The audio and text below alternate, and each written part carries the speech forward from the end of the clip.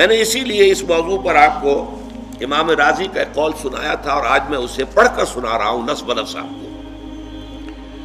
امام رازی اپنی تفسیر کبیر میں سورۃ العصر کی تفسیر میں لکھتے ہیں ھذہ الآیۃ فیہا وعید شدید، اس آیت مبارکہ میں بڑی شدید وعید ہے، بڑی زبردست دھمکی ہے اللہ تعالیٰ کی طرف سے۔ وذالک بانہ تعالی، اور یہ اس لیے کہ اللہ تعالیٰ نے حکم بالخسار علی جمیع الناس، اللہ نے تو فیصلہ کر دیا خسارے کا، بربادی کا، تباہی کا تمام انسانوں کے لیے، جمیع الناس، الا من کان آتیا بہذہ الاشیاء الاربعۃ، سوائے ان کے، یہ مستثنا ہے۔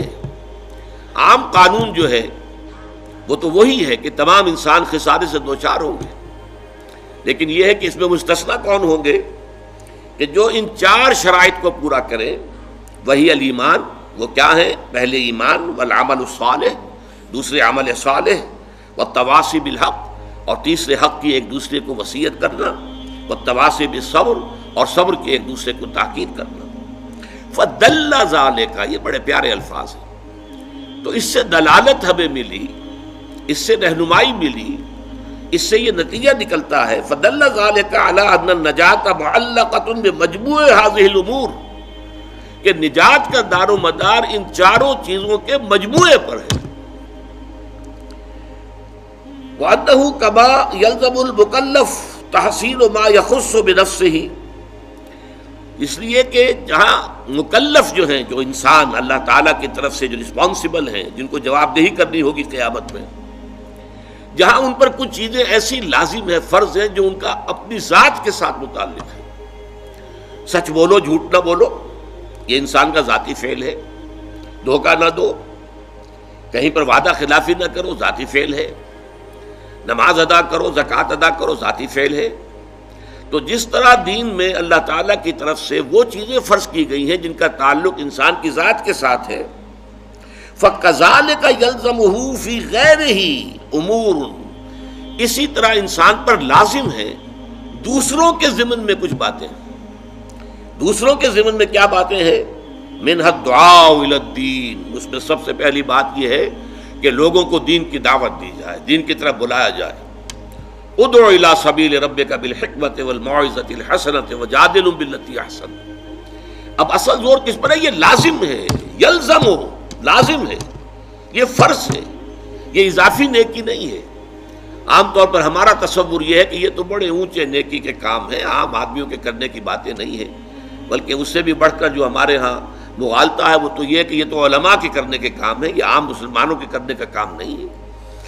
انہی مغالطوں کو رفع کرنا در حقیقت یہ منتخب نصاب جس کا کہ سلسلہ وار درس ان مجالس میں ہو رہا ہے، اس کا مرکزی مقصد یہی ہے۔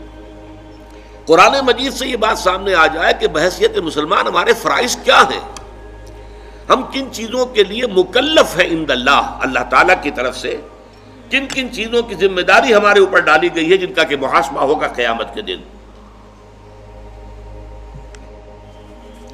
تو اس میں یہ ہے کہ کما یلزم، وہ چیزیں فَأَنَّهُ كَمَا يَلْزَمُ الْمُكَلَّفَ تَحْصِيلُ مَا يَخُصُّ نَفْسَهُ فَكَذَلِكَ يَلْزَمُهُ فِي غَيْرِهِ أُمُورٌ مِنْهَا الدُّعَاءُ إِلَى الدِّينِ، دین کی دعوت دینا، والنصیحہ، نصیحت ہے، تاکید ہے، وصیت ہے، اچھی بات کا کہنا ہے، والامر بالمعروف والنہی عن المنکر، اور امر بالمعروف اور نہی عن المنکر ہے۔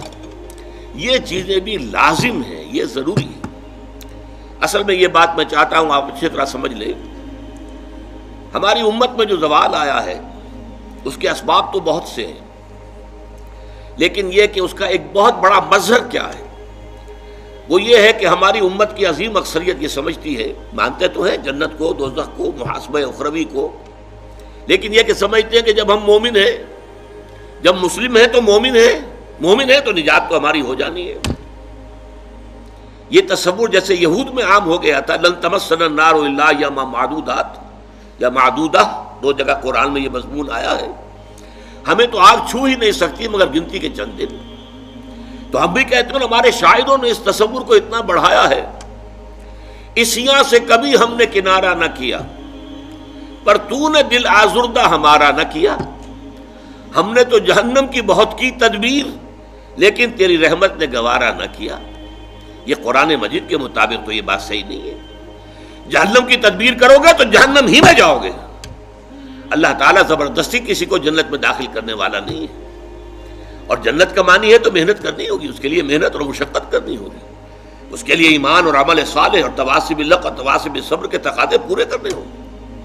لہٰذا یہ ہمارے ہاں جو اللہ تعالیٰ کی صفت غفاری اور اللہ تعالیٰ کی صفت رحیمی کا حوالہ جو ہے دے دیا جاتا ہے، ما غرک بربک الکریم، ایک مرکزی مضمون ہے یہ اس سورت کا جو آخری پارے میں ہے، سورۃ الانفطار۔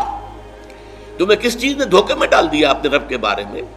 وہ کریم ہے، رحیم ہے، لیکن اس نے تمہیں اختیار دے کر تمہیں امتحان میں ڈالا ہے، اور اس کا نتیجہ نکلے گا تمہارے اعمال کے اعتبار سے۔